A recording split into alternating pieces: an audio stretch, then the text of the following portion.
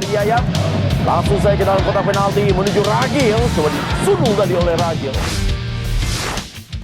Singgung persiapan pendek pelatih Suriah U20 puji talenta Indonesia. Jejak sejarah timnas Indonesia U20 di Piala Asia U20, respon Patrick Kluivert usai Sintayong tinggalkan Indonesia. Konspirasi Zero the World terbang ke Indonesia dalam waktu dekat.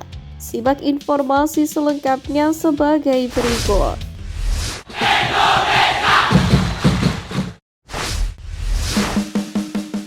Singgung persiapan pendek, pelatih Suriah U20 puji talenta Indonesia.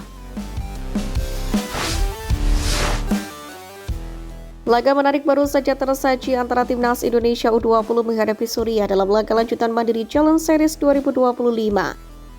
Langsung di Stadion Delta Sidoarjo, timnas Indonesia U20 datang dengan motivasi kebangkitan usai mengalami kekalahan dari Yordania, yakni di laga perdana.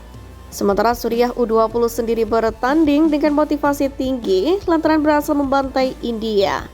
Pada laga kali ini, Indra Syafri melakukan beberapa rotasi termasuk masuknya Jan Schraven sebagai ujung tombak. Indra Syafri menegaskan bahwa beberapa rotasi dilakukan guna menyaring pemain yang nantinya benar-benar siap untuk dibawa ke Piala Asia U20 bulan depan. Terlepas dari hasil laga, skuad Garuda Nusantara sendiri mulai menampilkan permainan kaya khas sepak bola tanah air yang menjadi pedoman Indra Syafri. Perubahan permainan yang diterapkan pun diakui sang gelandang Tony Firmansyah bukan menjadi masalah. Sementara itu, pelatih Suriah U20 Muhammad Ismail Quid juga menjadikan Mandiri U20 Challenge Series 2025, yakni sebagai persiapan terakhir sebelum tampil di Piala Asia U20 2025. Ia mengaku bersyukur lantaran sudah diundang PSSI dan bisa menghadapi talenta muda Indonesia. Dengan persiapan yang pendek, event yang digelar di Sidoarjo kali ini pun diakui Muhammad Ismail Quid sebagai hal yang menguntungkan. Kami memang memiliki persiapan pendek sebelum ke Indonesia, namun kami tetap berharap hasil terbaik di sini, sebut Quid kepada awak media di Surabaya. Jejak sejarah timnas Indonesia U20 di Piala Asia U20. Pertama, partisipasi ke-19. Timnas Indonesia U20 tercatat sebagai satu di antara peserta yang cukup sering berpartisipasi di kejuaraan ini. Yang pertama kali diselenggarakan pada edisi 1959, tim Garuda Muda sudah berpartisipasi sebanyak 18 kali. Partisipasi yang pertama terjadi pada edisi 1960, yang kala itu berlangsung di Malaysia. Hasilnya, skuad Garuda Muda pulang dengan status peringkat keempat setelah kalah dari Jepang dengan skor 2-3 pada perebutan peringkat ketiga. Kedua, catatan gelar juara. Timnas Indonesia U20 ternyata pernah meraih gelar juara di Piala Asia U20. Momen itu tepatnya terjadi pada 1961. Pada Piala Asia U20 edisi ketiga tersebut, tim Merah Putih sukses keluar sebagai yang terbaik. Ketika itu Piala Asia U20 masih bernama AFC Youth Championship. Sementara untuk edisi 1961, kejuaraan tersebut berlangsung di Thailand yang diikuti oleh 10 peserta, termasuk Korea Selatan yang sukses menjuarai 2 edisi sebelumnya. Menariknya, Indonesia saat itu berstatus sebagai joint title holders alias pemegang gelar bersama dengan Burma atau yang kini dikenal sebagai Myanmar. Pasalnya di partai final, keduanya bermain imbang 0-0 hingga babak tambahan waktu. Ketiga, capaian edisi terakhir. Timnas Indonesia U20 terakhir kali berpartisipasi pada Piala Asia U20 saat berlangsung di Uzbekistan pada 2023 lalu. Skuad Garuda Muda ketika itu masih diasuh oleh Sintayong dan diproyeksikan tampil pada Piala Dunia U20 2023. Sayangnya Marcelino dan kawan-kawan tak bisa berbuat banyak ketika berjuang di grup A.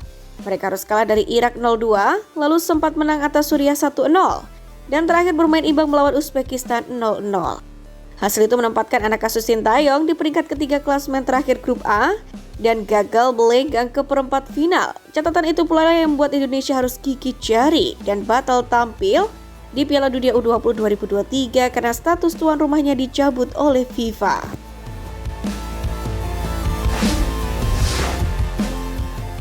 Respon Patrick Kluivert usai Sintayong tinggalkan Indonesia.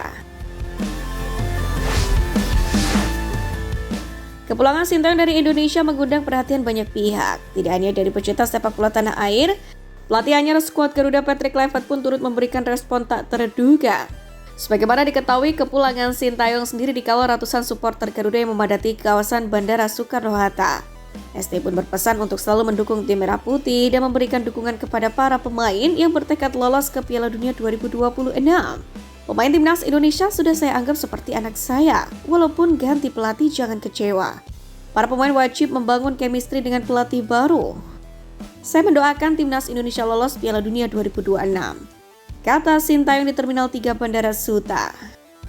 Terlihat jelas dari kata-kata Sintayong begitu tulus mencintai timnas Indonesia. Ia sama sekali tidak mau mengklarifikasi soal dugaan adanya friksi di ruang ganti timnas Indonesia kalau menghadapi Cina. Seakan menanggapi hal itu, Patrick Kluivert pun sempat mengucapkan terima kasih kepada Coach Sin. Ucapan itu disampaikan karena Sintayong telah membentuk timnas Indonesia menjadi tim yang menakutkan. Sementara Patrick Kluivert sedang putar otak mencari komposisi terbaik timnas Indonesia jelang melawan Australia pada 20 Maret 2025. Dan Bahrain 25 Maret 2025 di match di-7 dan 8 grup C kualifikasi Piala Dunia 2026 zona Asia.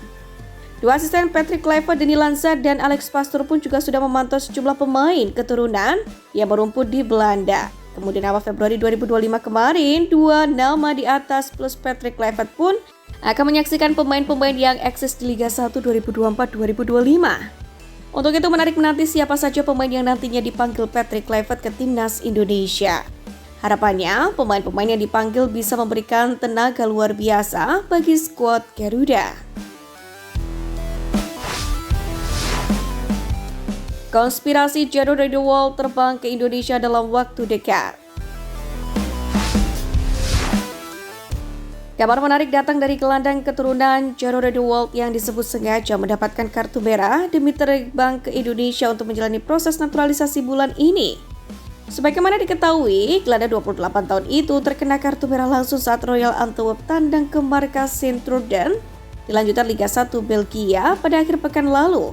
Ironinya kartu merah itu didapat di masa injury time atau ketika laga menginjak menit 90+1. Sontak kali itu memberikan satu keuntungan di balik kartu merah bagi Jero Redewald.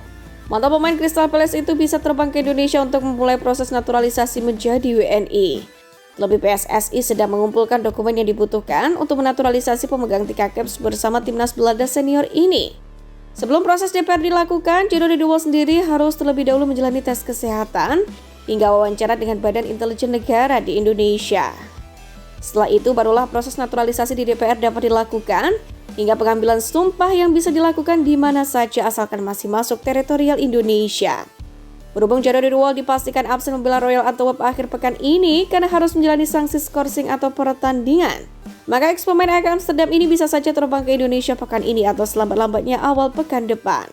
Jika Jero Redewald bisa mendarat di Indonesia minggu ini, ia pun berpeluang mengambil sumpah bareng Ole Romeni. Kabarnya, Ole Romeni akan mengambil sumpah WNI di luar Indonesia awal Februari 2025. Jika Ole Romeni dan Jero Redewald sudah bisa membela timnas Indonesia pada Maret mendatang, maka pelatih Patrick Kluivert sangatlah diuntungkan. Patrick bak mendapatkan durian runtuh karena mendapatkan dua amunisi berkualitas.